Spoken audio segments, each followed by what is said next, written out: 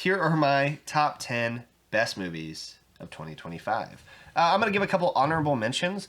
Until Dawn and Sinners. What was Until Dawn? Until Dawn was the video game adaptation. The guy who directed Shazam directed this. What is his name? Did I watch that? You did not watch that. Okay. That was one of those movies I went to Cinemark with Ryan, and we watched that in the morning. And then Sinners. I might get some hate for that. Sinners was good. It was a good movie. Yeah, but you liked it. I know, but there's. So why are you gonna get hate?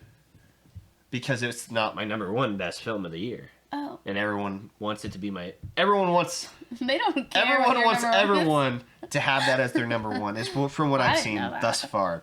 Oh, by the way, did you tell them that you're like the movie guy and I'm just like general audience type? No, I did not. I am the movie guy. I love movies. I've watched tons of movies. I watch movie-related shows. Movie podcasts. I watch movie podcasts. I love movies, and I love I love the filmmaking process. She generally likes most movies. She is the general audience. And that's the cool thing about this show is I kind of go from the technical perspective, and she goes from just the general perspective, the general audience perspective, which is what makes the show fun. We have kind of two sides to this.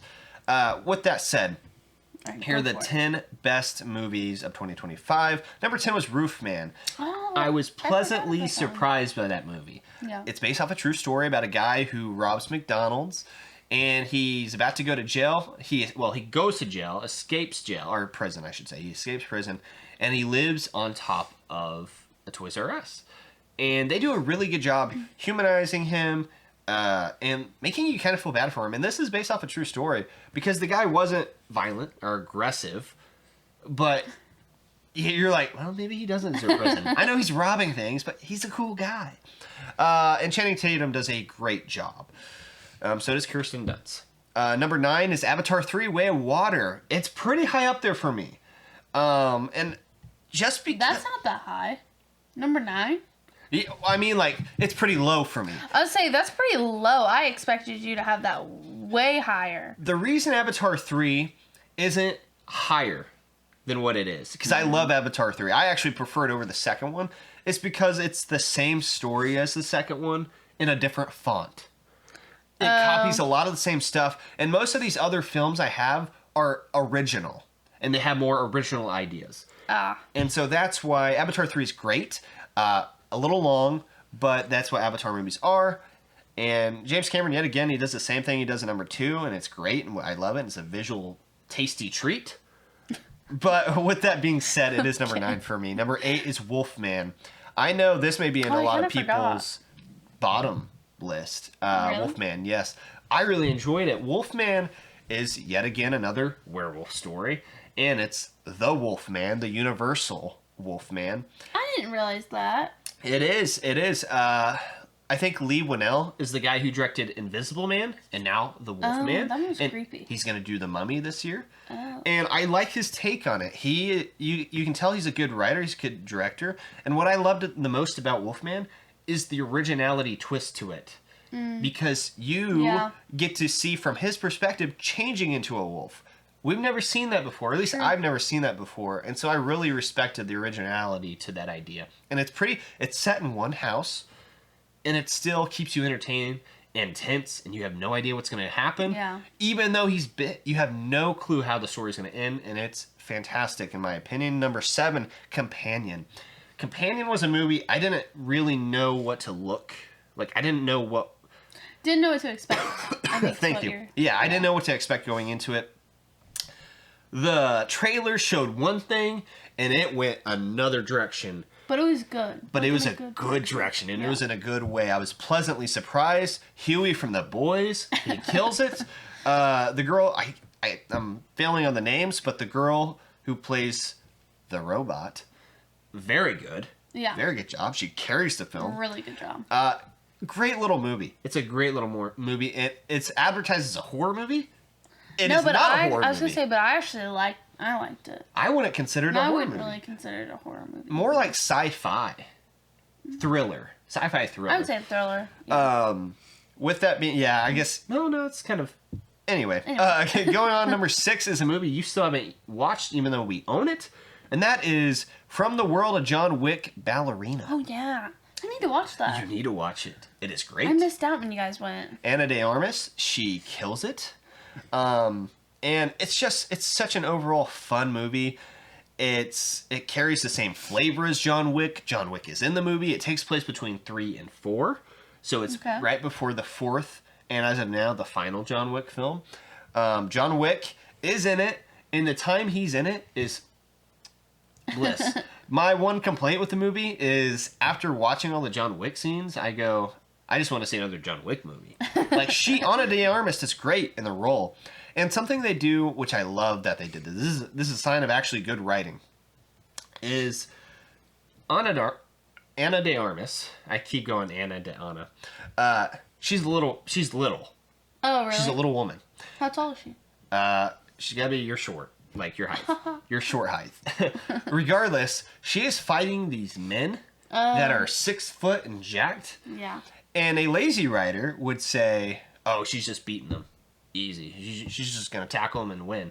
But... No, I was going to say you can use, like, leveraging. Leveraging. In the very start of the film, her instructor says, hey, you're a little woman. Yep. You can't fight these guys. So you have to use their weaknesses against them, and you have to use your leverage. And they train her... that in self-defense classes. And that's how they train her. And I love seeing that. And that's cool. I like that. I want to watch it. Yeah. That sounds cool. It was awesome. And it's a good movie. And actually, it's up there for me on John Wick films. I would say John Wick 4, 3, Ballerina. And then John Wick 1 and 2. That's how I'd rank it. Because I really, really liked Ballerina. Number 5 is Weapons.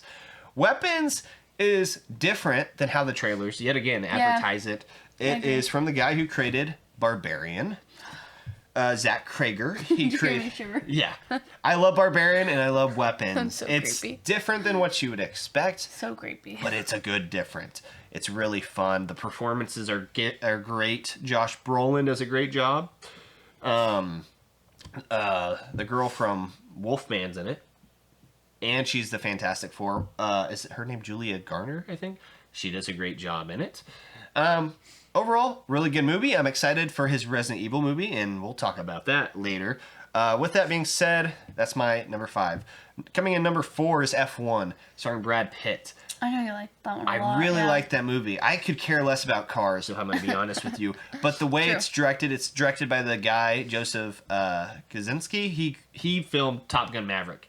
You can tell it's the same guy with how you feel. I did love Top Gun Maverick. How you feel in the cars, and it's just so masterfully directed and edited.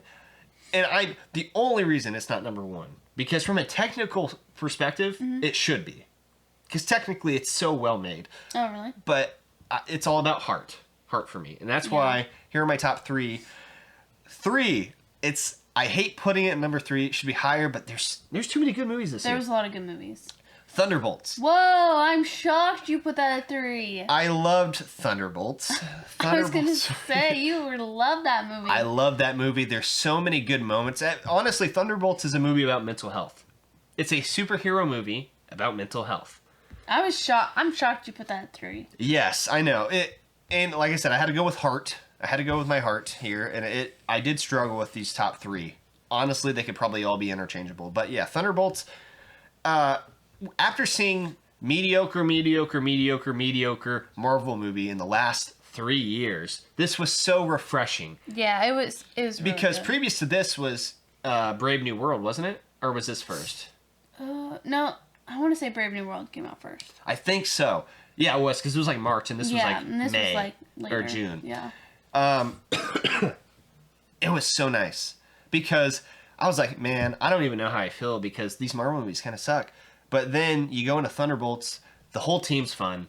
Yeah. Hopper from Stranger Things, the Red Guardian, he's great. I love Yelena. Yeah. She's such a great character. Bob is such an awesome character, Sentry. And even the people you don't really care for as much, like John Walker. Oh, yeah. You like him in this movie. The director does a great job with it. I didn't despise him as much in this She movie. hates him, but in this movie, she didn't hate him. She just liked him. I was just like, he's alright. He's alright. But yeah, AKA the New Avengers. That's what they're called. Yeah. And I love this. I love this New Avengers team. I love all the characters on the team. Their chemistry was great. And what I love the most is recently all these superhero movies have kind of had the same theme and the same kind of generic formula. This felt different. It felt deeper. It felt more personal. And what I loved is they took all these heroes that have mental health issues. Yeah. And that's what the film's about, is the struggle of their mental health. And I loved what they did with it. Coming in number 2 is Superman. Wow. Yes. I was thinking your top one would probably be Thunderbolts or Superman. Superman's number 2 for me because, man, we watched this 4 times in theaters. I say we watched it a lot, and then we watched it at home. And Maddie knows I love this movie. Yeah. The whole time I'm watching it, I'm grinning from ear to ear, whatever you want to say. James Gunn does it. James Gunn knows how to write. He knows how to direct. I trust James Gunn. He has never let me down, unlike the Duffer Brothers. Anyway, with that being said, it was so fun. Superman's bright again. Yeah, I did like that. He's happy. He smiles. He's saving a squirrel. Yeah, that was fun. Which sums up the whole movie. It's about hope. Yeah. And you feel very hopeful leaving the theater, and it's so great. I love it. I can't wait to see what he does. I'm very hopeful for the DCU, and I haven't said that about DC in years. I haven't said that about DC since before Batman v Superman, which was in 2015, which was over 10 years ago. So, if that tells you anything. Number 1, Knives Out. Wake Up Dead Man. Wow. It's a Netflix streaming movie, but Maddie and I actually went and watched it in theaters. Yeah. It's great. Good. It's great. I think it's better than the first one. Not a lot of people share that same sentiment. They think it's probably neck and neck, or the first one's just a little better. I loved Knives Out, Wake Up Dead Man. I had no hope for it because Glass Onion Oh yeah, I didn't really like sucked. Glass Onion. I did not like Glass Onion. I loved the first Knives Out, and then Glass Onion was so disappointing for me. I didn't know what to expect, but there was a lot of great reviews. So Maddie and I, we went to the movies. We went and watched it. And here's why I like it so much. I am a man of faith. I am a Christian. And it is so refreshing in Hollywood to see a Christian handled with so much grace. Yeah. They're either stereotyped or they're made the bad guy. A lot of times Christianity in Hollywood is made the bad guy. And what Rian Johnson does with Wake Up Dead Man is he creates this character named Judd, played by Josh O'Connor. And he is written so well because he is what a true Christian should be. As you're watching the movie, you're like, this is all the things that, I mean, we kind of do. Mm-hmm. Obviously, we're human, so we make mistakes and all that jazz. But he's such a understanding, and he's all about the love of Christ in the movie. Yeah. And it's so refreshing. And you also see, I mean, it's not just one note. It's not that every Christian's a good guy. Every character has their different personalities and their flaws and their strengths. And I think it's handled with such grace, and it's not insulted. And actually, I was watching an interview with him, and he was saying that Hollywood a lot of times kind of insults, and he didn't want to do that. He wanted to tell a good story with good characters. But I also liked how, like, Judd, right? Yeah, Judd was a man of faith, and then Daniel Craig, I don't know what his name is in the... Detective Blanc. Blanc, yeah. Something like that. I liked how Detective Blanc was definitely not religious, and he's like, I want nothing to do with it. But they still, like, got along and, like, were able to work together and stuff, and it wasn't, like, it didn't cause any rifts, because it shouldn't. Like, no, yeah, absolutely. And I liked that they portrayed it like that, like... Me too. I'm glad not every character in there was a Christian. I'm glad that, because that's not how... had a good, like, variety. Yeah, that's not how life is, right? No, everyone comes from all different faiths, all different backgrounds. Yeah. And so I'm glad they did that with the detective and his relationship, and you kind of see that. And then you do see a preacher that is clearly not a man of faith with his actions and, like, how he goes about doing the other things. guy? The bad... He's essentially the antagonist. And because there's very real people like that use faith to manipulate others. I feel like that guy was more like, ooh, I'm going to use this congregation and do what I want. Like, yeah, and there's very real people like that. Yeah. So I'm glad he...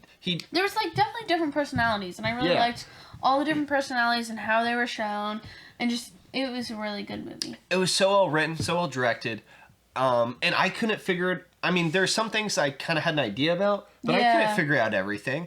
But here's what I like about this kind of mystery movie, too. If you go back and you watch it, you can actually follow it. Sometimes mystery movies, they're like, and here's the big twist. Yeah. And you go, okay, that's impossible. There's no way I would ever be able to. No, but I do like how they go and explain it. And they're like, here's how this could happen. And here's how this happened. And you're like, oh, okay, that makes way more sense. And you can actually watch it. If you rewatch it, you're like, oh, yeah, this is all lining up. It lines up, yeah. And some mystery movies don't do that. So, big kudos to Rian Johnson. That was just the best movie, in my opinion, of 2025. And I cannot wait to rewatch it. It's on Netflix. I'm going to watch it a few more times this year. But yeah, and all the performances were fantastic. Maddie, what's your top 10 best films of 2025? Okay, are you ready? Mm-hmm. Top 10 best movies of 2025. It's so funny. You're going to be shocked. Okay, ready? Okay. Do you have honorable mentions? Oh yeah, sorry. I almost forgot those. Okay, honorable mentions. I had Companion. Okay. And Hard Eyes. I liked Hard Eyes. I don't know. I don't really mind if it's like, I don't know. Cheesy. I liked it. I thought it was a good, that was a good movie. I don't know. It was alright, yeah. And then, yeah, I really liked Companion. Companion was really good. That one was, that was like almost in the top. Okay. Number 10, Materialists. Oh, I know you did not like it, but I don't mind. I love like the classic romance. I didn't hate it, but I also didn't think it did much. But I feel like I knew what I knew going in what it was, and that's exactly what I expected, and I liked it. Here's what I will say. Although no, there was a little bit that I didn't. Wait, I don't remember. Anyway, Regretting You, you know what you're gonna get going in. Well, yeah, but it was executed better. Regretting You almost made my honorable mentions. Wow. I'm surprised because you didn't really. I didn't think you wanted to go watch it. I didn't want to go watch it, and then I watched it and I was like, oh, it's better than I thought. Okay, ready? Mm-hmm. Number 9, The Naked Gun. I'm proud of you. I'm proud of you. I figured you'd be in shock for that. I am in shock. I don't know, I went in expecting to absolutely hate this movie. I was like, I'm probably not gonna like this, but I'm gonna watch it. I did not watch the original, but I thought it was funny. I was laughing the whole time. Yeah. It was hilarious, in my opinion. So I thought it was a really good movie. So that was really hard for me not to put that on my list. I'm surprised you didn't. I thought you really liked that movie. I really did like it. But there's so many good movies. Like That's I said, true. this There's so many. hard. So many. It was hard. Okay, number 8, Avatar 3. Okay. Which again, it's a good movie. It is, but it's not. Okay. Number 7, Fantastic Four. Okay. Yeah. Yeah. It's a good movie. I really liked it. Number 6, Regretting You.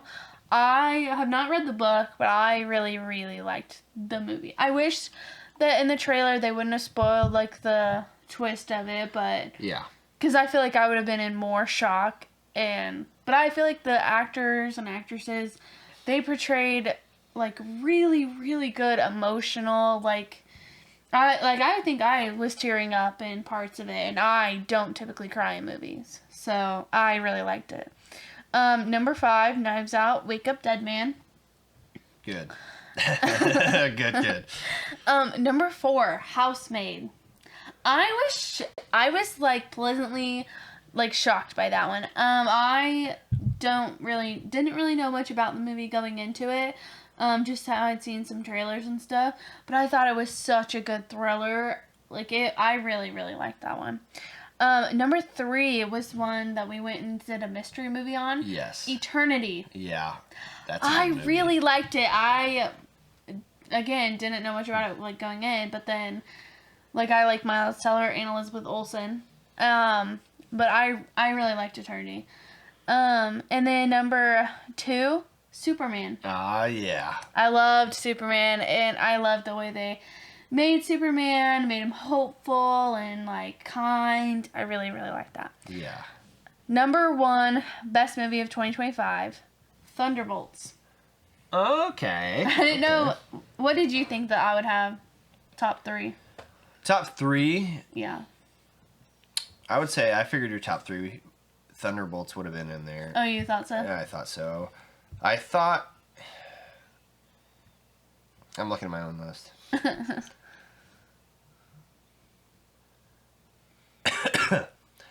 No, I think Superman and Thunderbolts would have been in there just simply because of the amount of times we watched it. Yeah, they were just really, really good movies. And honestly, they were kind of interchangeable for me. I kind of top 1 and 2, but they were both. I kind of figured you would have put